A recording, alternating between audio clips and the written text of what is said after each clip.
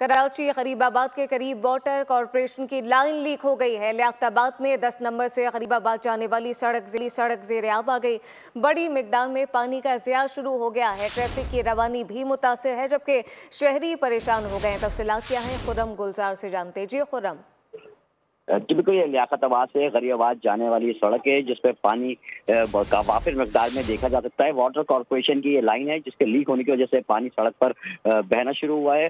30 घंटे से जायद का वक्त गुजर चुका है। सड़क ज़ेरे आब है जिसकी वजह से ट्रैफिक की रवानी भी मुतासिर हो रही है। शहरियों को शदीद मुश्किलात का सामना है, लेकिन वाटर कॉरपोरेशन की जानिब से इस वक्त अब तक इस पर कोई काम शुरू नहीं किया गया है, जिसकी वजह से लाखों गैलन पानी जो है वो ज़ाया हो रहा है, जिसकी वजह से शहरियों को शदीद मुश्किलात है। जबकि गुज़श्ता कई रोज से लियाकताबाद में पानी की बंदिश पर मुतादिद बार एहतजाज भी, मुजाहरे भी किए जा रहे हैं, लेकिन तमाम वाटर कॉरपोरेशन इस पर कान नहीं कर रही है।